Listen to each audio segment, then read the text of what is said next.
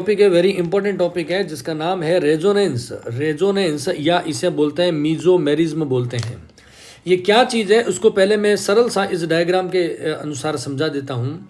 हम देखते हैं कि ये जो स्ट्रक्चर है इसको हम क्या बोलते हैं, बेंजीन कहते हैं।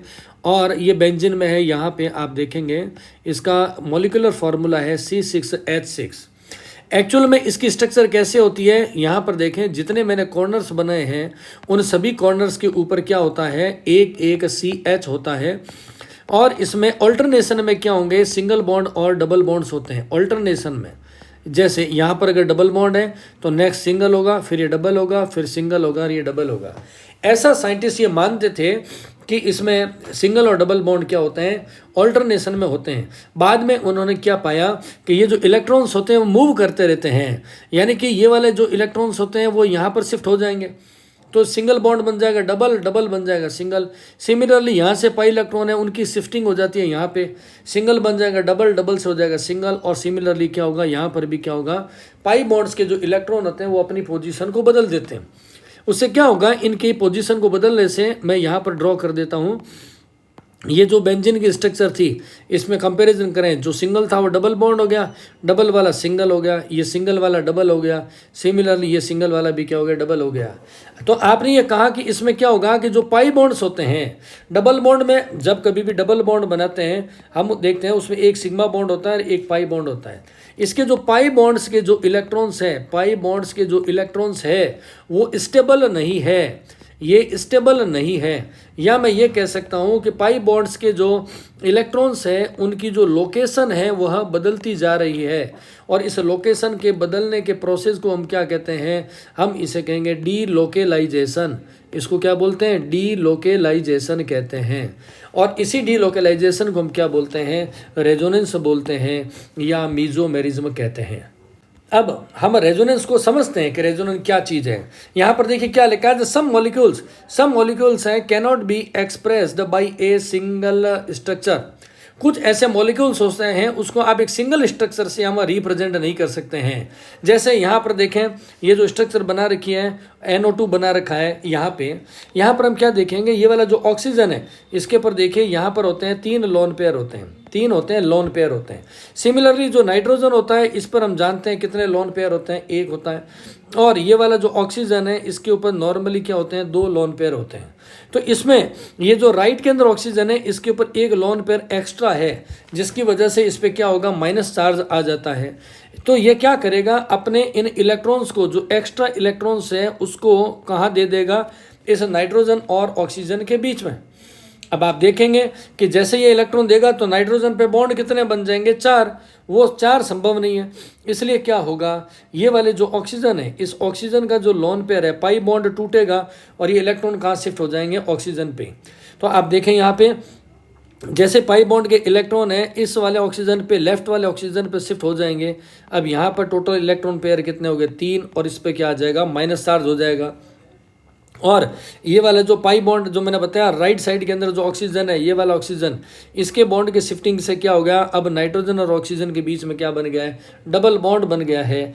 ऐसी अवस्था में इस वाले राइट वाले ऑक्सीजन पे लोन पेयर कितने हैं, अब 2 है।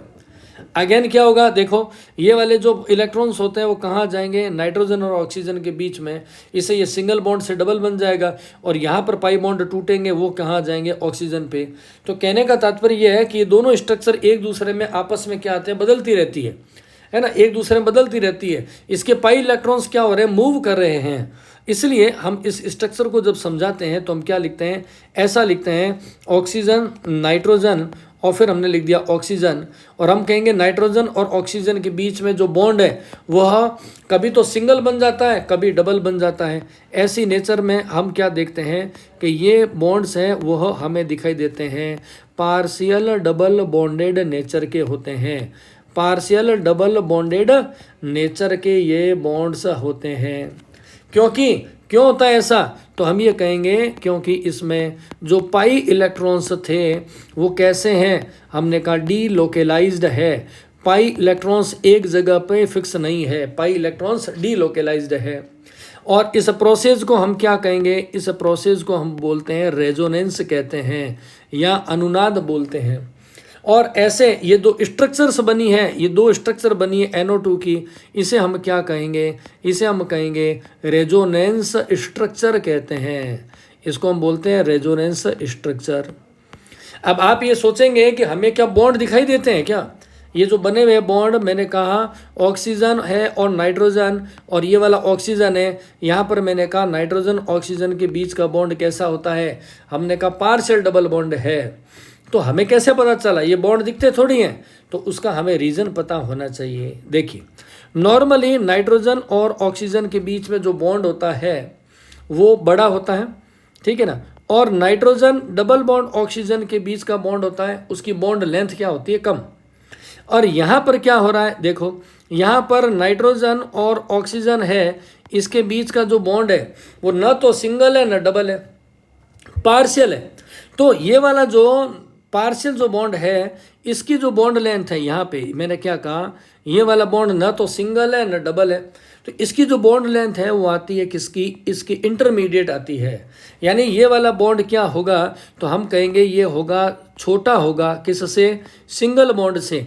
ये लेस देन क्या होगा, सिंगल बॉन्ड होगा, सिंगल बॉन्ड की तुलना में छोटा है। लेकिन हम क्या कहेंगे, ये बड़ा होगा, ये ग्रेटर होगा, किसकी तुलना में होगा, ग्रेटर, तो हम कहेंगे ग्रेटर देन डबल बॉन्ड होगा। इससे हमें ये पता चलता है कि ये जो इलेक्ट्रॉन्स हैं वो मूव कर रहे हैं, और ये वाले जो बॉन्ड्स हैं वो कैसे हैं, ना तो सिंगल है और ना डबल है, ये कैसे होते हैं, ये होते हैं पार्शियल नेचर के होते हैं। ऐसा क्यों हुआ? ऐसा हुआ इलेक्ट्रॉन्स के मूव करने के कारण, जिसको हम बोलते हैं डीलोकलाइजेशन।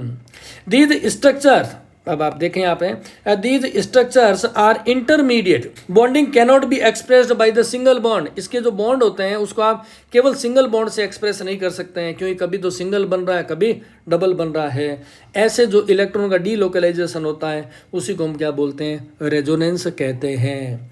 ऐसे बहुत सारे एग्जाम्पल से अभी हम समझते जाएंगे, आप देखते रहें। नया नेक्स्ट एग्जाम्पल ले रहे हैं हम, किसका, बेंजीन का ले रहे हैं। यहाँ पर देखिए मैं दो स्ट्रक्चर बना रहा हूँ बेंजीन के बारे में। ये है पहली स्ट्रक्चर है बेंजीन की, जिसमें ये बॉन्ड है डबल, फिर सिंगल, डबल और सिंगल और डबल, ऑल्टरनेशन में है। हम क्या देखते हैं, इसी बेंजीन की मैं एक और स्ट्रक्चर बना देता हूँ, और आप देखें इन दोनों में डिफरेंस क्या है। इसमें यहाँ पर डबल बॉन्ड है, यहाँ पर डबल बॉन्ड है, और यहाँ पर डबल बॉन्ड है। अगर मैं आपको ये कहूँ इन दोनों स्ट्रक्चर में क्या डिफरेंस है, तो हम ये कहेंगे कि ये वाली जो फर्स्ट स्ट्रक्चर है, इसमें जो सिंगल बॉन्ड है वो सेकंड वाली स्ट्रक्चर में क्या है, डबल है, और फर्स्ट वाली में जो डबल बॉन्ड है वो सेकंड स्ट्रक्चर में क्या है, सिंगल बॉन्ड है। तो हमने कहा ये बॉन्ड्स क्या होते हैं, मूव कर रहे हैं, इलेक्ट्रॉन्स क्या होते हैं, डीलोकलाइज्ड हो रहे हैं। इस डीलोकलाइजेशन से क्या होगा, इलेक्ट्रॉन की डीलोकलाइजेशन से बेंजीन की पोटेंशियल जो एनर्जी है वो डिक्रीज हो जाएगी, that makes it more stable. ये जो स्ट्रक्चर है इसके मोमेंट से क्या होगा, देखो मैंने बताया ये वाला बॉन्ड कहाँ आ गया, यहाँ पे। तो इस जगह पर आप देखेंगे ये जो सिंगल था, ये वाला जो डबल है वो कैसा बन गया, सिंगल, और यहाँ पर जो फर्स्ट स्ट्रक्चर में सिंगल था वो क्या बन गया, डबल। सिमिलरली ये वाला बॉन्ड है वो यहाँ पर मूव करेगा, पाई इलेक्ट्रॉन्स मूव करेंगे, तो डबल वाला बन गया देखो सिंगल, और सिंगल बॉन्ड था कोई बन गया डबल। अगेन ये वाली जो स्ट्रक्चर है वो यहाँ पर मूव करेगी, तो यहाँ पर भी हो रहा है डबल का सिंगल, सिंगल का डबल। ये पाई इलेक्ट्रॉन्स मूव कर रहे हैं, और उसका फ़ायदा में क्या मिलेगा, इससे फ़ायदा ये मिलेगा कि ये जो बेंजीन है इसकी जो पोटेंशियल एनर्जी है, जिसे हम स्थितिज ऊर्जा कहते हैं, ये पोटेंशियल एनर्जी क्या हो जाएगी, डिक्रीज हो जाएगी। और पोटेंशियल एनर्जी के डिक्रीज होने से क्या होगा, यह बेंजीन को क्या कर देता है, मोर स्टेबल मॉलिक्यूल बना देता है। तो रेजोनेंस का ये फ़ायदा मिलता है कि पोटेंशियल एनर्जी डिक्रीज हो जाती है और वो मॉलिक्यूल क्या होता है, स्टेबल हो जाता है। देखिए पोटेंशियल एनर्जी की जब हम बात करते हैं तो हमने क्या कहा कि पोटेंशियल एनर्जी है उससे क्या होगा कि जो बेंजीन का हमने जो स्ट्रक्चर बनाई है, इस तरीके से जो स्ट्रक्चर बनाई है जिसमें इलेक्ट्रॉन मूव कर रहे हैं, और दूसरी वो स्ट्रक्चर है जैसे मैंने कहा यहाँ पर इलेक्ट्रॉन क्या राउंड कर रहे हैं, घूम रहे हैं। तो ये वाली स्ट्रक्चर तो कैसी है, ये है इसकी ओरिजिनल फॉर्म है, ये है ओरिजिनल है। और ये वाली कौन सी है, रेजोनेंस की कंडीशन में है, क्योंकि यहाँ पर इलेक्ट्रॉन्स क्या हो रहे हैं, वो मूव कर रहे हैं। कि रेजोनेंस वाला है उसकी पोटेंशियल एनर्जी कम होती है, ओरिजिनल की ज़्यादा होती है। तो ओरिजिनल की मॉलिक्यूल की पोटेंशियल एनर्जी को रेजोनेंस स्ट्रक्चर की एनर्जी से जो डिक्रीज करते हैं, तो जो एनर्जी का डिफरेंस आ जाता है उसे हम क्या बोलते हैं, उसे बोलते हैं हम रेजोनेंस एनर्जी कहते हैं। सिंपल लैंग्वेज में कहें तो हम ये कहेंगे कि रेजोनेंस के कारण से किसी भी मॉलिक्यूल के वास्तविक कन्फर्मेशन को प्राप्त करने में पोटेंशियल एनर्जी में जितनी कमी आती है उसको हम क्या बोलते हैं, रेजोनेंस एनर्जी कहते हैं। अब कई बार ये कन्फ्यूजन क्या हो जाता है, इसको देखो, कई बार हमें ये लगता है कि ये रेजोनेंस होता है, ये कैसा आइसोमेरिज्म है, ठीक है ना, लेकिन हम क्या कह रहे हैं, ये रेजोनेंस के दौरान क्या आइसोमेरिज्म नहीं हो रहा है। क्यों? क्योंकि आइसोमेरिज्म में आपने पढ़ा हुआ है, आइसो जो मेरिज्म होता है, समावयवता बोलते हैं हम आइसोमेरिज्म को। इसमें जो मॉलिक्यूल्स होता है, किसी मॉलिक्यूल्स के जो एटम्स होते हैं, मॉलिक्यूल्स के जो एटम्स होते हैं वो क्या होते हैं, डीलोकेलाइज्ड होते हैं, डीलोकेलाइज्ड हो जाते हैं। जबकि यहाँ पर आप रेजोनेंस में क्या देखेंगे कि पाई इलेक्ट्रॉन्स होते हैं, उनमें डीलोकेलाइजेशन होता है। जब आपको पूछ लें कि रेजोनेंस वाली स्ट्रक्चर में और आइसोमेरिज्म की स्ट्रक्चर में डिफरेंस क्या होता है, तो हमें पता होना चाहिए। देखिए, इसके साथ साथ में मैं नोट्स भी बनाता जा रहा हूँ, जो साइड में लिखा हुआ है उन चीज़ों का नोट कर लेंगे तो आपके नोट्स भी तैयार हो जाएंगे। अभी और डिटेल आती रहेगी, जैसे जैसे हम बेंजीन के बारे में पढ़ेंगे मैं मोर डिटेल आपको बताता रहूँगा। मैंने कहा जो बेंजीन होता है, यहाँ पर मैं लिख देता हूँ बेंजीन। बेंजीन का फॉर्मूला क्या होता है, हमने कहा C6 होता है और H6 होता है, इसको हम क्या बोलते हैं, बेंजीन बोलते हैं, ठीक है। अब यहाँ पे मैं आपको डिटेल में बताना हूँ, पहले उससे पहले हम कार्बन की बात कर लेते हैं। आपने कहा कि ये जो बेंजीन होता है इसकी स्ट्रक्चर ऐसी होती है, ठीक है ना, मैंने यही बताया था आपको। ये वाला बॉन्ड डबल है तो उसके पास वाला सिंगल, फिर अगला नेक्स्ट डबल, फिर सिंगल और फिर होता है डबल। और हमने ये क्या बताया आपको, इसका जो हर एक कोना है, हर एक कोने पर, प्रत्येक कोने पर क्या है, यानी कि एक कार्बन है, ठीक है ना। अब मैं ये वाला जो कार्बन है ना, केवल इसी को थोड़ा सा डिटेल में समझाऊंगा। आप जानते हैं कार्बन का एटॉमिक नंबर कितना होता है, 6 होता है। तो यहाँ पर एटॉमिक नंबर मैं लिखता हूँ, देखिए ये हो गया 1s2, दूसरा कौन सा हो गया 2s2, और फिर क्या होता है 2p और 2 होता है, ठीक है ना। अब इसको हम रिप्रेजेंट कर रहे हैं, देखिए s कैसा होता है, ये वाला हो गया s ऑर्बिटल है। उसके बाद में नेक्स्ट वाला कौन सा है, ये वाला 2s ऑर्बिटल है। और उसके आगे वाला कौन सा है, p है। और p में आप जानते हैं कितने ऑर्बिटल्स होते हैं, 3 होते हैं। ये तो मुझे बताने की ज़रूरत नहीं है, इनको px, py और pz कहते हैं। अब नंबर ऑफ इलेक्ट्रॉन्स की बात करो, 1s2 है, यानी कि यहाँ पे इलेक्ट्रॉन कितना आएंगे, 2। 2s2 है, इसका मतलब यहाँ भी इलेक्ट्रॉन कितना आएंगे, 2। और उसके बाद में यहाँ पर 2p है, इसमें कितने हैं इलेक्ट्रॉन, 2। ये आगे यहाँ पर 2 इलेक्ट्रॉन। आप जानते हैं कि इसको स्टेबिलिटी देने के लिए क्या होगा, जो ये वाले जो इलेक्ट्रॉन है 2s के इलेक्ट्रॉन है वो कहाँ शिफ्ट हो जाएगा, एक आ जाएगा यहाँ पर आ जाएगा। ऐसी कंडीशन में हम देखते हैं अब इसका इलेक्ट्रॉन्स का अरेंजमेंट कैसा रह गया है। यहाँ पर मैं दोबारा एक बार बना देता हूँ, यहाँ पे ये 2s हो गया और यहाँ पर मैं बना देता हूँ 2p को। अब यहाँ पर क्या हुआ है, आप देखो 1s2 के इलेक्ट्रॉन तो वहीं का वहीं पड़ा हुआ है, 2s से एक इलेक्ट्रॉन आगे शिफ्ट हो गया, अब कितना हो गया, 1। और यहाँ पर क्या हो गया, एक के शिफ्ट होने से यहाँ पर कितना आ गए, 3 हो गए। यानी कि 2s अब क्या दिखाई दे रहा है, 2s की कंडीशन में अब ये 2s2 था, अब ये क्या बन गया है, ये बन गया 2s1, ये 2s1 बन गया है। और यहाँ पर क्या है, ये px है, py है और pz है। इन सभी ऑर्बिटल्स में क्या हो गए, एक एक इलेक्ट्रॉन हो गया, इससे इसमें क्या आ गई है, स्टेबिलिटी आ गई है। अब देखो यहाँ पर मैं क्या समझा रहा हूँ, उसको बहुत ध्यान से देखेंगे। अब क्या होगा, इसमें एक s, ये वाला जो s है, ये वाला s और 2p, px और py की मैं बात कर रहा हूँ। एक s है, यहाँ पर मैं लिख देता हूँ, एक s और साथ में कौन आगे, 2 आगे p, ये करेंगे हाइब्रिडाइजेशन, तो इसको हम क्या बोलेंगे, sp2 हाइब्रिडाइजेशन बोलते हैं। सारी बातें मैं जो समझा रहा हूँ वो साथ साथ में लिख रहा हूँ और आप इसको टेक्निकली समझेंगे। अब इसे हम क्या बोलेंगे, sp2 हाइब्रिडाइजेशन। ध्यान से सुनिए, हाइब्रिडाइजेशन का एक रूल होता है कि जितने ऑर्बिटल्स पार्टिसिपेशन करेंगे उतने ही नए ऑर्बिटल बनते हैं। तो एक s ने पार्टिसिपेशन किया और 2 p ने, तो टोटल कितने हो गए, 3 बन गए हैं। इसलिए यहाँ पे ऑर्बिटल्स कितने बनेंगे, वो बनेंगे 3। यहाँ पर देखो, ये एक ऑर्बिटल हो गया, ये दूसरा ऑर्बिटल हो गया और उसके बाद में क्या हो गया, ये तीसरा ऑर्बिटल हो गया। 3 बन गए हैं ऑर्बिटल। इसको हम क्या बोलेंगे, इसको हम कहेंगे sp2। ये क्या है, हम कहेंगे sp2 हाइब्रिडाइज्ड, इनका हाइब्रिडाइजेशन हो गया है। ये हैं sp2 हाइब्रिडाइज्ड ऑर्बिटल्स है, ओके। अभी sp2 हाइब्रिडाइज्ड ऑर्बिटल्स की विशेषता क्या होती है ये भी समझिए। हमने कहा हाइब्रिडाइजेशन में जितने ऑर्बिटल्स पार्टिसिपेशन करते हैं उतने ही नए ऑर्बिटल बनते हैं। एक s ने पार्टिसिपेशन किया और 2 p ने, तो टोटल कितने बने थे अपने पास में, टोटल ये संख्या कितनी बन गई है 3। एक बात, s और p की एनर्जी अलग अलग थी, लेकिन इनको मिलने से जो ये 3 बने, इन तीनों की एनर्जी क्या होगी, इन तीनों की एनर्जी एक दूसरे से क्या होगी, ये होगी समान होती है। ये हाइब्रिडाइजेशन का रूल है, ठीक है। तो ये तीनों कैसे अपने आप को अरेंज करेंगे वो मैं आपको बताता हूँ। ये तीनों हैं ऑर्बिटल्स हैं, वो अपने आप को, यहाँ पर आप डायग्राम में देखें, यहाँ पर सेंटर में कार्बन है, यहाँ पे एक आ गया है, उसके बाद में यहाँ पर क्या आ जाएगा, ये हो जाएगा दूसरा, और ये जो आ गया तीसरा, ये आ गया तीसरा, यहाँ पर आ गया है। ये जो हाइब्रिडाइज्ड जो 3 हैं, तीनों आपस में मिल करके कैसे हो जाएंगे, इस तरीके से सेटल हो जाएंगे। और कैसा दिखाई दे रहा है, जैसा कि किसी ट्रायंगुलर बना हुआ है। अगर इन लाइनों को मैं मिला देता हूँ, इसको यहाँ से मैं मिला देता हूँ और इसको मिला दूँ यहाँ से, तो क्या बन गया है, एक बन गया है, ट्रायंगल बन गया है। लेकिन काम की चीज़ क्या आ रही है वो देखो आप, ये 3 तो बन गए, लेकिन आप इस स्ट्रक्चर में क्या देखेंगे, अभी पी जेड है वो खाली पड़ा हुआ है, ये अनपेयर्ड है, ये वाला पी जेड में जो इलेक्ट्रॉन है पी जेड वाला है वो खाली पड़ा हुआ है।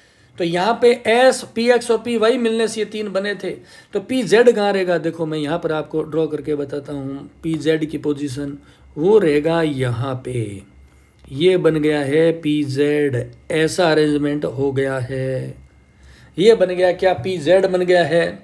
तो आप देखेंगे ये कैसा है, अनहाइब्रिडाइज्ड है। ये वाला कौन सा है, ये पी जेड है, वो कौन सा है, इसका हाइब्रिडाइजेशन नहीं हुआ था, तो हम कहेंगे ये अनहाइब्रिडाइज्ड है, अनहाइब्रिडाइज्ड ऑर्बिटल है ये वाला, ये आप समझ गए होंगे। और बाकी जो 3 बने हैं वो कौन से हैं, हाइब्रिडाइज्ड है। मैं लिखी उसको समझा देता हूँ, फिर मैं और डिटेल में बता दूंगा। Benzene has 3 single bond and 3 double bonds. 3 single होते हैं, 3 डबल बॉन्ड होते हैं, ये आपने इस फिगर में देख लिया स्ट्रक्चर में। ऑल्टरनेटिवली अरेंज्ड है। हमने कहा bond length of each bond is 139 pm होती है। pm का मतलब यहाँ पिकोमीटर है, ठीक है ना, पिकोमीटर। पिकोमीटर क्यों कहा है उसका रीजन देखो, यहाँ पर हमने कहा कि ये वाला बॉन्ड क्या दिखाई दे रहा है, ये वाला बॉन्ड है डबल बॉन्ड। यहाँ पर देखो मैं निशान लगा रहा हूँ, ये 1 नंबर, ये कौन सा है, डबल बॉन्ड है, ठीक है ना। और डबल बॉन्ड जो होता है उसकी बॉन्ड लेंथ कितनी होती है, मैं यहाँ पर लिख रहा हूँ देखो 134, इस फिगर में डबल बॉन्ड की बॉन्ड लेंथ होती है 134, और ये जो सिंगल बॉन्ड है इसकी बॉन्ड लेंथ कितनी होती है 154। लेकिन हुआ क्या, बेंजीन के अंदर, बेंजीन में ये जो बॉन्ड है इसकी बॉन्ड लेंथ कितनी है थी 139 पिकोमीटर। इसका मतलब ये हुआ कि ये जो बॉन्ड है 139 जो वैल्यू आ रही है आप देखो, सिंगल बॉन्ड 154 से तो है कम, लेकिन डबल बॉन्ड जो 134 है उससे ये क्या है, ज़्यादा है। यानी कि ये बॉन्ड लेंथ सिंगल बॉन्ड और डबल बॉन्ड के इंटरमीडिएट नेचर की होती है। और ईच कार्बन हाइब्रिडाइज्ड sp2, ये मैंने आपको बता दिया हाइब्रिडाइजेशन कैसा होता है, sp2 होता है। और बेंजीन में बॉन्ड एंगल कितना होगा, ये यहाँ पर फर्स्ट नंबर फिगर है उसमें आप देख पाएंगे कितना 120 डिग्री का बॉन्ड एंगल होता है। अभी तो मैं आपको बताऊंगा, ये जो मैंने साइड में आपको हाइब्रिडाइजेशन जो समझाया है, यहाँ पे ऐसे एक CH2 मैंने बनाया, देखो यहाँ पे ये वाला एक CH2 मैंने बनाया ना। अब देखते हैं ऐसे ऐसे 6 CH2 आपस में जुड़ेंगे तो बेंजीन की स्ट्रक्चर है वो किस प्रकार से हो जाएगी। अब मैंने बताया हाइब्रिडाइजेशन से ऑर्बिटल कैसे बनते हैं, उसका अरेंजमेंट बताते हैं आपको। यहाँ पर देखिए ये मैं स्ट्रक्चर बनाता हूँ, ये है हाइब्रिडाइज्ड, 1 कार्बन की बात कर रहा हूँ जो मैंने अभी आपको थोड़ी देर पहले समझाया था। और ये हो गया दूसरा हाइब्रिडाइज्ड है, और ये वाला कौन सा है, ये हो गया तीसरा हाइब्रिडाइज्ड ऑर्बिटल है। ऐसी स्ट्रक्चर होती है। और मैंने आपको ये भी बताया था इसके ऊपर रहता है अनहाइब्रिडाइज्ड, यहाँ पर जो कि हाइब्रिडाइजेशन में जिसने पार्टिसिपेशन नहीं किया था वो वाला जो PZ है वो कहाँ पर है, इस जगह पर ऊपर लगा हुआ है, ठीक है ना। ये मैंने आपको अभी समझाया था, अब वापस पहले वाली स्लाइड में देख लेंगे, ठीक है। अब ये 1 कार्बन आ गया, अब मैं इसके साथ में जोड़ता हूँ, देखो दूसरे कार्बन एटम को, उसमें भी सेम चीज़ें होगी। कहाँ से, ये आएगा यहाँ पे, इसमें भी क्या होगा, देखो सेम चीज़ होगी। यहाँ पर क्या होगा, 1 हाइब्रिडाइज्ड हो गया, उसके बाद में यहाँ पर क्या होगा, दूसरा हाइब्रिडाइज्ड ऑर्बिटल आ गया है। और उसके बाद में यहाँ कौन सा आ जाएगा, थर्ड वाला हाइब्रिडाइज्ड कार्बन आ जाएगा। और उसके साथ में क्या होगा, मैंने बताया कि जो हाइब्रिडाइजेशन में पार्टिसिपेशन नहीं कर रहा है PZ, वो कहाँ आ गया है, इस जगह पर आ गया है। ये हो गया अनहाइब्रिडाइज्ड हो गया, PZ हो गया है, ठीक है ना। तो यहाँ पर इसमें बीच में क्या बना, आप देखो यहाँ पर ये बॉन्ड कौन सा बना है, ये बन गया है सिग्मा बॉन्ड बना है, ठीक है ना। अभी मैं आपको बाद में बताऊंगा, पहले मैं 6 कार्बन बना देता हूँ, उसको आप ध्यान से देखिएगा। ये कितने कार्बन हो गए, यहाँ पे 2 कार्बन हो गए। यहाँ पर मैं बनाऊंगा तीसरा कार्बन, तो अब मैं थोड़ा सा स्पीडली बना लेता हूँ। यहाँ पर देखेंगे 1, उसके बाद में यहाँ पर आ जाएगा 2 नंबर ऑर्बिटल, यहाँ पर कौन सा आएगा, तीसरा ऑर्बिटल आ जाएगा, ठीक है। ये सारे मैं बना देता हूँ, इसी तरीके से कंफ्यूज होना नहीं है। हर कोने में एक कार्बन है, 1 2 3, इसी तरीके से यहाँ पर आ जाते हैं। ये वाला 1 हो गया, उसके बाद में ये हो गया यहाँ पर कौन सा, दूसरे वाला, और यहाँ पर कौन सा आ गया, तीसरा। ये 3 कार्बन हो गए। सिमिलरली नेक्स्ट कार्बन में देखो वही सेम कंडीशन है जो मैंने पहले बताया है, उसी का रिपीटेशन है। ये आ गए हाइब्रिडाइज्ड कार्बन है, वो ऑर्बिटल्स आ गए हैं। और ये जो लास्ट वाला जो बचेगा उसकी बात कर लेते हैं। लास्ट वाले में क्या होगा, देखो यहाँ से 1, यहाँ पर हो जाएगा 2। साथ साथ में स्ट्रक्चर बनाना सीखना आपको, उससे क्या होगा, एग्जाम में आपके लिए आसान रह जाएगा। अब हर एक कार्बन पे मैंने बताया था क्या क्या है, एक एक है अनहाइब्रिडाइज्ड है। जैसे इन दोनों में मैंने बताया था, वैसे ही इसके अंदर भी क्या होगा, ये वाला कौन सा है, अनहाइब्रिडाइज्ड है। सिमिलरली इस कार्बन के ऊपर भी ये वाला कौन सा है, अनहाइब्रिडाइज्ड है। यहाँ पर भी क्या होगा, एक PZ है, अनहाइब्रिडाइज्ड है, ये आ गया। इसी प्रकार से यहाँ पर भी क्या होगा, ये हो गया, अनहाइब्रिडाइज्ड हो गया। ऐसे जुड़ गए हैं के बाद में देखो पाई बॉन्ड कैसे बनाएंगे, अब वो देखते हैं। सबसे पहला काम, अब देखो यहाँ पर ये वाला पाई और ये वाला PZ है, ये आपस में मिलेंगे तो एक बन जाएगा पाई बॉन्ड बन गया है। ये है बन गया कौन सा, पाई बॉन्ड। अब इसके पास वाले कार्बन में नहीं बनेगा, इस कार्बन में, अब नेक्स्ट में बन जाएगा। इनमें भी क्या होगा, पाई बॉन्ड बन जाएगा। पाई बॉन्ड बनते क्या हो जाएगा, डबल बॉन्ड बन जाएगा। सिमिलरली यहाँ पर भी क्या होगा, ये PZ आपस में जुड़ जाएंगे, क्या बन जाएंगे, पाई बॉन्ड बन जाएंगे। तो यहाँ पर भी क्या है, पाई बॉन्ड बन गया, ऐसे, ठीक है ना। अब देखो मैं अभी बताता हूँ ये स्ट्रक्चर कैसी बनी। अभी अगर मैं सॉल्ड में अगर मैं समझाता हूँ आपको तो ये कैसा दिखाई देगा वो हमको बता देता हूँ। अब क्या हुआ, पाई बॉन्ड की वजह से क्या हुआ, यहाँ पर बन गया डबल बॉन्ड, यहाँ बन गया डबल बॉन्ड, यहाँ बन गया डबल बॉन्ड, ये मैंने समझाया आपको। और इन सभी के कोणों पर क्या लग जाएंगे, हाइड्रोजन मॉलिक्यूल्स, हाइड्रोजन एटम। जैसे यहाँ पर एक हाइड्रोजन हो गया, यहाँ पर दूसरा हाइड्रोजन हो गया है, यहाँ पर क्या हो गया, तीसरा हाइड्रोजन हो गया है। ऐसे सब जगह क्या हो गया, हाइड्रोजन, और यहाँ पर क्या आ गया, हाइड्रोजन, यहाँ पर भी क्या आ गया, हाइड्रोजन। तो ये बन गया C6H6 बन गया है। अब ये बॉन्ड हो गया, वापस पैटर्न बदलेंगे, ठीक है ना। ये बॉन्ड है, ये पैटर्न है, वो कैसे बदलेंगे आपस में। जो डबल बॉन्ड था वो क्या बन जाएगा, सिंगल, इसके बीच में हो जाएगा, ठीक है ना। सिमिलरली ये पाई बॉन्ड है, वहाँ से हटेगा तो ये कहाँ जाएगा, इनके बीच में, तो यहाँ डबल बॉन्ड बन जाएगा। इसी प्रकार से यहाँ से भी क्या होगा, एक और बॉन्ड बन जाएगा। तो ये स्ट्रक्चर क्या होगी, आपस में बदलती रहेगी। पाई बॉन्ड है वो अपनी जगह को बदलते रहेंगे, जिसको हम क्या बोलते हैं, पाई बॉन्ड का डीलोकेलाइजेशन बोलते हैं। ये आप समझ गए होंगे, इसको धीरे धीरे आप वीडियो को दोबारा देख लेंगे तो आपको चीज़ें हैं वो और क्लियर हो जाएगी। यहाँ पर यह देखें, ठीक है ना। तो हमने कहा कि ऐसी स्ट्रक्चर बन गई है, ऐसे इसको मैं देखो दोबारा और बनाता हूँ। एक बार ऐसी बॉन्ड की स्ट्रक्चर है, फिर ये पाई बॉन्ड है, वो क्या करेंगे, बदल जाएंगे। तो उस कंडीशन में क्या हो जाएगा, सिंगल वाला बन जाएगा डबल, डबल वाला सिंगल, ऐसे बॉन्ड बन जाएंगे। तो यहाँ पर क्या होगा, पाई बॉन्ड है, मोमेंट कर रहा है, पाई बॉन्ड है कि लोकेशन बदल रही है, जिसको हम क्या बोलते हैं, लोकेलाइजेशन कहते हैं, डी लोकेलाइजेशन कहते हैं।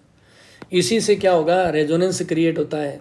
इन इलेक्ट्रॉन के मूव होने से क्या होगा, आप देखेंगे बेंजीन की स्ट्रक्चर के ऊपर और नीचे, यहाँ पर ये जो मैंने पिक्चर लगा रखी है, यहाँ पर देखो आप, इस जगह पर आप क्या देखेंगे, ये एक बेंजीन का देखिए स्ट्रक्चर बना हुआ है, और ये C6H6 है। इस बेंजीन के ऊपर और नीचे क्या बन गया, इलेक्ट्रॉन क्लाउड। यहाँ पर देखेंगे क्या बन रहा है, यहाँ पर इस स्ट्रक्चर में क्या देख रहे हैं कि बेंजीन की रिंग है, इसके ऊपर क्या बन गया, इलेक्ट्रॉन क्लाउड बन गया है। ऊपर और नीचे की तरफ इलेक्ट्रॉन क्लाउड बन गया है, यानी कि बेंजीन के ऊपर इलेक्ट्रॉन की डेंसिटी बढ़ गई है, और इलेक्ट्रॉन की डेंसिटी बढ़ने के कारण इलेक्ट्रोफाइल इसके ऊपर अटैक करते हैं। ये हमने पूरी डिटेल बताई है, इलेक्ट्रोफिलिक सब्सटीट्यूशन जो रिएक्शन हमने समझाई है उसके अंदर। और इसी को आप यहाँ पर पढ़िएगा, मैंने साइड में लिखा भी है। The pi electrons present in the p orbitals are delocalised by the resonance and make electron cloud above and below to the benzene ring. इन पाई इलेक्ट्रॉन्स के डीलोकेलाइजेशन से बेंजीन की रिंग के ऊपर और नीचे क्या बन जाएंगे, इलेक्ट्रॉन क्लाउड बन जाता है। अब देखिए आगे क्या होगा। अभी हमने ये तो कह दिया कि बेंजीन के ऊपर इलेक्ट्रॉन क्लाउड बन जाता है, इसी पॉइंट को आप फोकस करो और डिटेल में बताऊंगा अभी मैं क्या कहना चाह रहा हूँ। देखो यहाँ पर हम देखते हैं, हमने ये कहा कि ये जो बेंजीन है, यहाँ पर देखो ये मैं बना देता हूँ बेंजीन की एक रिंग बना देता हूँ, ये वाली आ गई है बेंजीन की रिंग। एक बार के लिए यहाँ पर मैं डबल बॉन्ड कर देता हूँ, यहाँ पर भी कर देता हूँ मैं डबल बॉन्ड कर देता हूँ। हमने कहा बेंजीन की रिंग के ऊपर की ओर क्लाउड बना हुआ है जिसका नाम रखा है इलेक्ट्रॉन क्लाउड। सिमिलरली बेंजीन की रिंग के नीचे भी क्या बना हुआ है, इलेक्ट्रॉन क्लाउड बना हुआ है। ये वाले ये क्या है, इलेक्ट्रॉन क्लाउड है, यहाँ पर लिख देता हूँ मैं, है ना, इलेक्ट्रॉन क्लाउड आ गया। इलेक्ट्रॉन की डेंसिटी ज़्यादा है, ये इलेक्ट्रॉन्स DPZ वाले हैं, फ्री है इलेक्ट्रॉन क्लाउड। अब इंपॉर्टेंट बात ये आती है कि अगर इसके साथ में इस बेंजीन की रिंग के साथ में मान लेते हैं कि कोई ग्रुप लग गया, इस बेंजीन की रिंग के साथ में ये मान लेते हैं कि कोई ग्रुप है वो अटैच्ड हो गया। अब ये ग्रुप क्या करेगा, दो में से एक काम करेगा। क्या, या तो ये क्या करेगा, इसको, इस बेंजीन की रिंग को इलेक्ट्रॉन डोनेट करेगा, या तो क्या करेगा, इलेक्ट्रॉन को डोनेट करेगा। अगर बेंजीन से ऐसा एक ग्रुप जुड़ा हुआ है जो इलेक्ट्रॉन को डोनेट कर रहा है तो क्या होगा, ये तो आपको पता ही है क्या होगा कि बेंजीन की जो रिंग है, ऐसी अवस्था में बेंजीन की रिंग के ऊपर इलेक्ट्रॉन की डेंसिटी बढ़ जाएगी। इलेक्ट्रॉन की डेंसिटी क्या हो जाएगी, बढ़ जाएगी। ये कोई रटने की जरूरत तो है नहीं, क्योंकि ये ग्रुप इलेक्ट्रॉन प्रोवाइड कर रहा है, इलेक्ट्रॉन का डोनर ग्रुप है, इलेक्ट्रॉन का डोनर ग्रुप है, इसलिए बेंजीन के ऊपर क्या होगा, इलेक्ट्रॉन की डेंसिटी बढ़ जाएगी। तो दिमाग में ये क्वेश्चन आएगा, ऐसे कौन से ग्रुप है जो इलेक्ट्रॉन को डोनेट करेंगे। तो आप देखो कि अगर कहीं पर जुड़ा हुआ है NH2, नाइट्रोजन पे एक एक्स्ट्रा लोन पेयर है, तो इसकी क्या आदत होगी, लोन पेयर है तो ये अपने इलेक्ट्रॉन को डोनेट करने की प्रवृत्ति रखता है। ये इलेक्ट्रॉन डोनेटिंग ग्रुप है।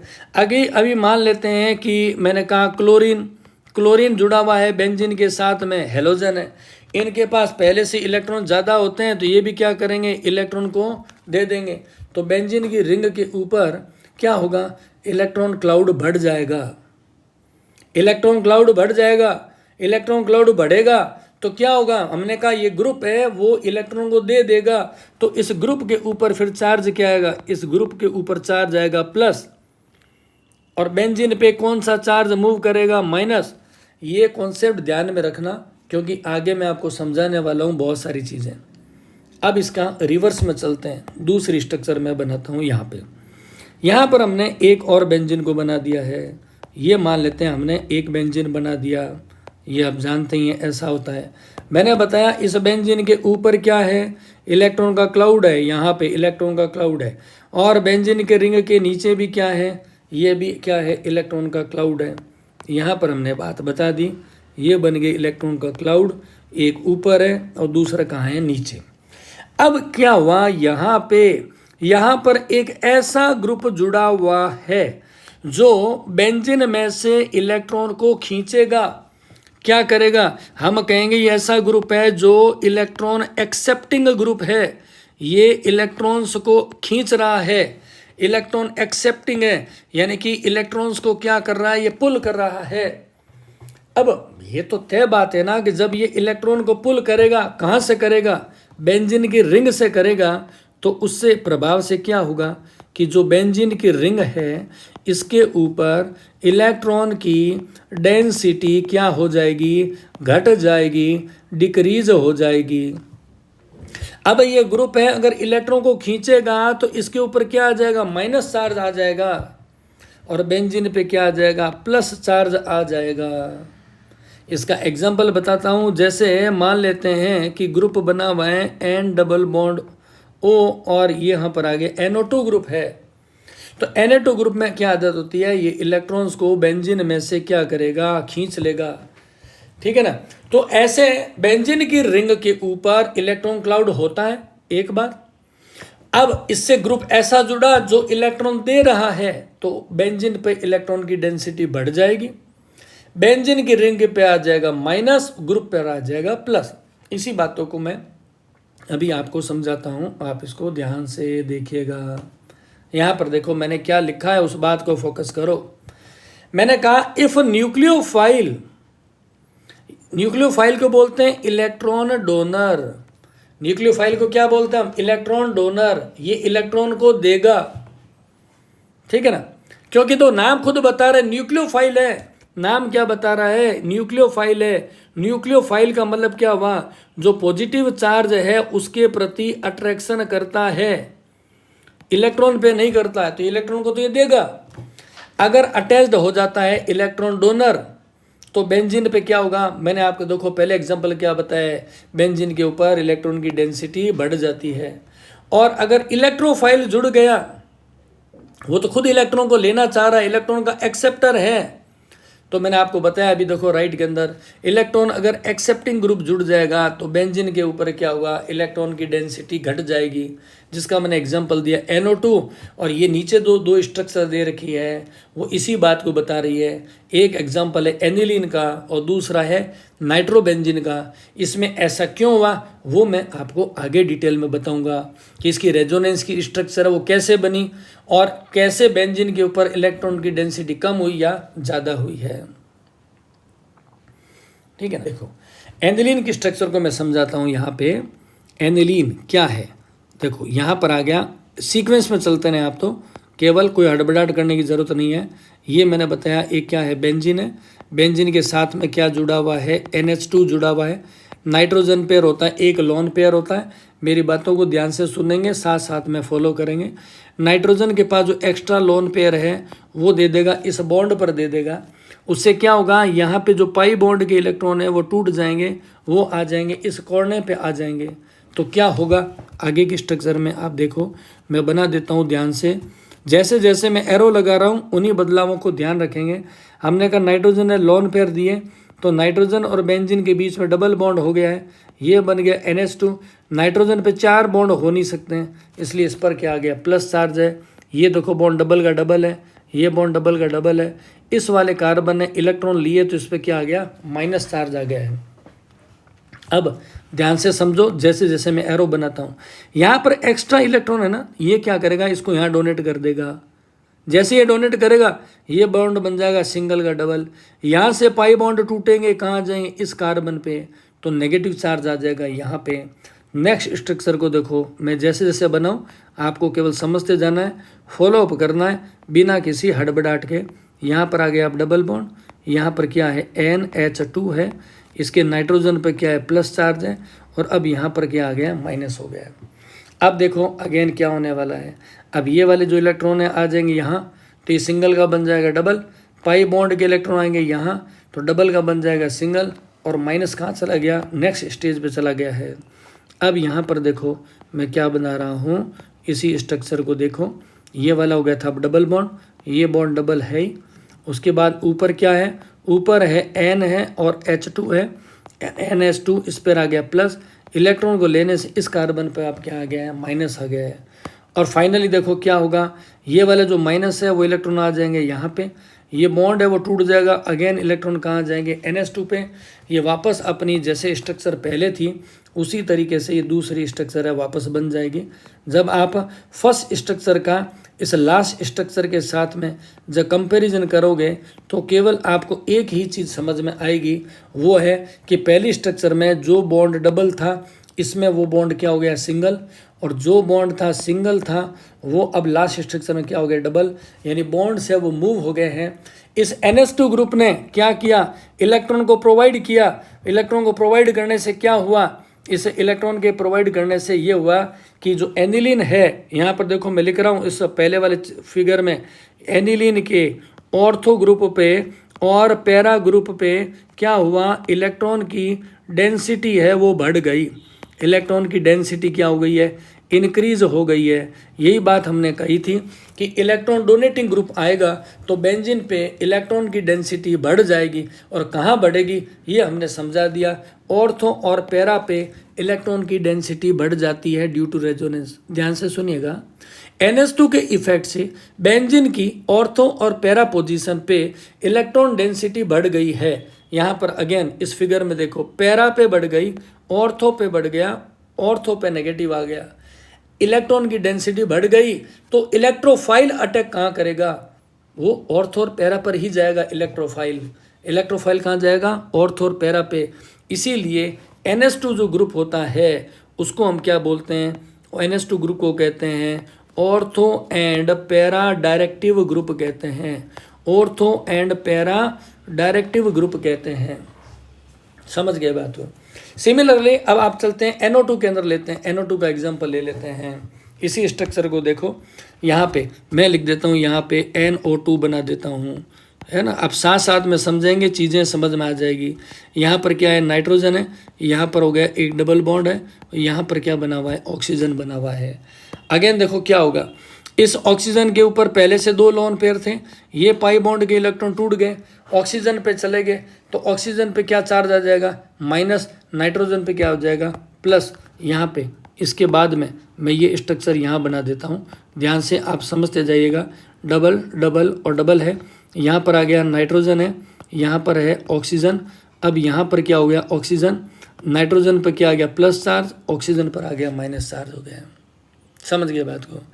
अब क्या होगा? यहाँ से ये बॉन्ड है, पाई बॉन्ड टूटेंगे, यहाँ चले जाएंगे नाइट्रोजन और ऑक्सीजन के पास में। तो नेक्स्ट देखें स्ट्रक्चर कैसे बनने वाली है।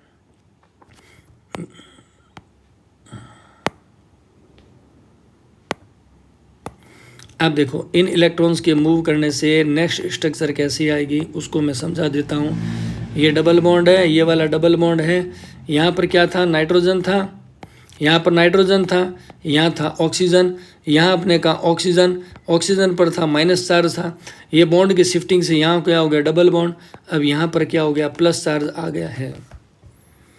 अब देखो यहाँ पर अब क्या होने वाला है नेक्स्ट स्ट्रक्चर में? देखो ये वाला डबल बॉन्ड है, वो कहाँ शिफ्ट हो जाएगा? इस जगह पर शिफ्ट हो जाएगा। समझ गए बात को? तो ऐसे ही जैसे आगे की शिफ्टिंग हो गई तो नेक्स्ट देखो फिगर कैसा बनेगा नेक्स्ट स्ट्रक्चर में। जैसे जैसे मैंने बताया आपको, एरो जो मैं लगा रहा हूँ ना, आप तो उसको फोकस करेंगे। ऑक्सीजन, ऑक्सीजन और माइनस, ये एरो गया तो यहाँ पर क्या हो गया? डबल बॉन्ड, डबल बन गया सिंगल। अब प्लस चार्ज कहाँ गया? इस जगह पे आ गया है। अगेन देखो ये बॉन्ड आ गया यहाँ पे, तो सिंगल वाला बन जाएगा डबल और डबल वाला बन जाएगा अगेन सिंगल। ठीक है ना? ऐसे ये स्ट्रक्चर आगे चलती रहेगी। तो यहाँ पर देखो आपको मैं NO2 का पूरा एग्जांपल समझा ही देता हूँ। अब ये जो डबल था वो सिंगल बन गया, सिंगल वाला डबल, ये वाला है डबल। यहाँ पर इलेक्ट्रॉन की कमी होगी तो यहाँ पर क्या आ गया? Plus charge. यहाँ पर क्या आ गया? नाइट्रोजन। इस जगह पे क्या है? ऑक्सीजन। यहाँ पर भी गया ऑक्सीजन जिस पर है माइनस चार्ज। इस घाटा पूर्ति करने के लिए क्या होगा? अब ये बॉन्ड कह देगा भाई तू यहाँ ले ले इसको, ठीक है ना। तो ये वापस क्या होगा? चेंज हो जाएगी स्ट्रक्चर। अब देखो क्या होने वाला है, यहाँ पर आ गए, यहाँ पर देखो डबल डबल, ये बॉन्ड आ गया तो डबल हो गया। अब ये वाला क्या हो गया? सिंगल हो गया है। और यहाँ पर ऑक्सीजन है, यहाँ पर ऑक्सीजन और माइनस। अब नाइट्रोजन पे क्या आ गया है? प्लस चार्ज आ गया है। वापस ये ऑक्सीजन दे देगा, यहाँ पे चार्ज दे देगा तो ये बन जाएगा डबल बन जाएगा। अब आप देखें फर्स्ट और लास्ट स्ट्रक्चर में इतना ही हुआ है, सिंगल बॉन्ड डबल बना, डबल सिंगल। लेकिन क्या देखा? इंपॉर्टेंट बात यह है कि NO2 के इफेक्ट से, NO2 के प्रभाव से बेंजीन के रिंग के ऊपर क्या आता है? प्लस इफेक्ट आता है, क्योंकि इलेक्ट्रॉन की डेंसिटी डिक्रीज हो जाती है। जबकि NH2 के प्रभाव से क्या हुआ था? बेंजीन पे इलेक्ट्रॉन डेंसिटी वो बढ़ जाती है। समझ गए बात को? इन चीज़ों को समझना है कि न्यूक्लियोफाइल इलेक्ट्रोफाइल के लगने से रेजोनेंस पर क्या इफेक्ट आ रहा है, डीलोकलाइजेशन में क्या इफेक्ट आएगा। अब देखें यहाँ पे हम एक और एग्जांपल लेते हैं। नेक्स्ट एग्जांपल वो है नाइट्रोमीथेन। इसके एग्जांपल से आप समझिए नाइट्रोमीथेन में, यहाँ पर मैं बना देता हूँ नाइट्रोमीथेन। देखो नाम आपको साइड में मैंने लिखा हुआ ही है। यहाँ पर आ गया है मिथाइल ग्रुप हो गया है। मिथाइल ग्रुप के साथ में क्या जुड़ा हुआ है? नाइट्रोजन है, यहाँ पर क्या है? ऑक्सीजन है। और यहाँ पे आप जानते हैं एक और ऑक्सीजन है जो किसी हाइड्रोजन वाले ग्रुप से जुड़ा हुआ था। अब इस पर क्या है, माइनस चार्ज है, यहाँ पे नेगेटिव चार्ज है। इस ऑक्सीजन पे केवल कितने, 2 लोन पेयर है। ठीक है ना, ये है आपको देखो उसमें लिखा हुआ है नाम, यहाँ पे क्या लिखा हुआ है, नाइट्रोमीथेन कहते हैं। ये हो गया नाइट्रोमीथेन। अब नाइट्रोमीथेन में क्या होगा वो आप देखो, जैसे जैसे मैं एरो लगा रहा हूँ ना उसको फोकस करेंगे। ये वाले जो एक्स्ट्रा इलेक्ट्रॉन्स थे वो आ जाएंगे यहाँ पे।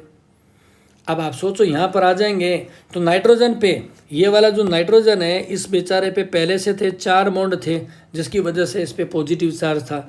अगर ये और इलेक्ट्रॉन यहाँ पर आ गए तो मजबूरी क्या हो जाएगी, 5 तो ये बना नहीं सकता, इम्पॉसिबल है। तो ये कहते हैं भाई बैलेंस में करो, तो यहाँ से पाई इलेक्ट्रॉन कहाँ जाएंगे, इस ऑक्सीजन के ऊपर शिफ्ट हो जाएंगे। जैसे ये शिफ्टिंग होगी तो देखो ये मॉलिक्यूल कैसा बन जाएगा, ये हो गया CH3, यहाँ पर आया नाइट्रोजन। अब ये बॉन्ड जो डबल था वो हो गया सिंगल हो गया। इस पे लोन पेयर पहले थे 2, अब हो गए 3, इसलिए चार्ज क्या हो जाएगा, माइनस। अब यहाँ पर जो बॉन्ड सिंगल था वो क्या बन गया, डबल। इस ऑक्सीजन पे पहले लोन पेयर थे कितने, 3, अब कितने हो गए, 2। ये हो गए 2 लोन पेयर हो गए। और अगेन नाइट्रोजन तो बेचारा प्लस का प्लस ही है, क्योंकि इसकी वैलेंसी तो है 3 और इस पे बॉन्ड कितने बने हुए, 4। अगेन रिवर्स ऑर्डर में आ जाओ। अब क्या होगा, वापस ये वाला देगा, यहाँ पे इलेक्ट्रॉन दे देगा, नाइट्रोजन होगा परेशान, तो ये पाई बॉन्ड टूट करके हाँ आ जाएंगे, यहाँ पर आ जाएंगे। ऐसा करने से क्या हुआ, ये स्ट्रक्चर है वो वापस इसमें बदल गई, फिर ये स्ट्रक्चर इसमें बदल गई, इलेक्ट्रॉन्स की क्या हो गई, अदला बदली होने लगी है। इसको हम तरीके से समझाने के लिए हम इंटरमीडिएट पोजीशन बना देते हैं ताकि कोई परेशानी ना हो। और वो इंटरमीडिएट पोजीशन हम क्यों बना रहे हैं, क्योंकि हमने देखा कि नाइट्रोजन और ऑक्सीजन के बीच में पाई इलेक्ट्रॉन की क्या है, लोकेशन फिक्स नहीं है, डीलोकेलाइजेशन हो रहा है, जिससे ये नाइट्रोजन और ऑक्सीजन का बॉन्ड ना तो कभी सिंगल रह रहा है ना ही क्या रह रहा है, ये डबल बॉन्ड के रूप में रह रहा है। ये कैसा बन गया है, ये दोनों ही बॉन्ड हैं, ये वाला बॉन्ड और ये वाला बॉन्ड कैसे हैं, हमने कहा ये है पार्शियल डबल बॉन्ड्स है। ये है पार्शियल डबल बॉन्ड्स। और हमें पता कैसे चला, बॉन्ड लेंथ के द्वारा हमें पता चला, बॉन्ड लेंथ से पता चला है। कैसे बॉन्ड लेंथ से पता चला, हमने देखा एक बॉन्ड जो कि नाइट्रोजन और ऑक्सीजन सिंगल बॉन्ड होता है ये बड़ा होता है, और नाइट्रोजन और डबल बॉन्ड ऑक्सीजन है ये बॉन्ड क्या होता है, छोटा होता है। लेकिन यहाँ पर क्या था, ये वाला बॉन्ड है ये ना तो सिंगल है ना डबल, इसलिए हम कहेंगे नाइट्रोजन ऑक्सीजन सिंगल बॉन्ड की बॉन्ड लेंथ की तुलना में इसमें छोटे होते हैं बॉन्ड, और डबल बॉन्ड से क्या होते हैं, बड़े होते हैं, यानी कि इंटरमीडिएट नेचर की बॉन्डिंग लेंथ है। इसकी बॉन्ड लेंथ कैसी है, बॉन्ड लेंथ हम कहेंगे इंटरमीडिएट बॉन्ड लेंथ होती है। उसी से हमें पता चला कि इसमें डीलोकेलाइजेशन ऑफ पाई इलेक्ट्रॉन्स हो रहा है। इन बातों को भी आपको समझना है, ठीक है। यहाँ पर देखो मैंने क्या लिखा, अब उस बात को भी फोकस करोगे। हमने कहा nitrobenzene can be represented by the 2 Levi's structure, ये 2 स्ट्रक्चर से रिप्रेजेंट कर सकते हैं। More the number of contributing structure the more is the resonance energy, जितने ज़्यादा हम कहेंगे स्ट्रक्चर्स होगी कंट्रीब्यूटिंग उतनी रेजोनेंस होगी। रेजोनेंस स्ट्रक्चर के बारे में हम क्या कह रहे हैं, have the same position of the nuclei, same number of unpaired electrons और delocalised position of the pi electrons. ये तो मैं आपको समझा चुका हूँ। अब आते हैं नेक्स्ट में, एसिटिक एसिड होता है। यहाँ पर आप देखेंगे ये क्या है, CH3COOH, इसको हम बोलते हैं एसिटिक एसिड बोलते हैं। अब एसिटिक एसिड को हम डिटेल में देखते हैं। देखिए एसिटिक एसिड कैसा होता है, तो हम ये कहेंगे यहाँ पर होता है CH3, ये है C, और यहाँ पर क्या है डबल बॉन्ड O, और यहाँ पर क्या था O और H है। ये होता है एसिटिक एसिड होता है।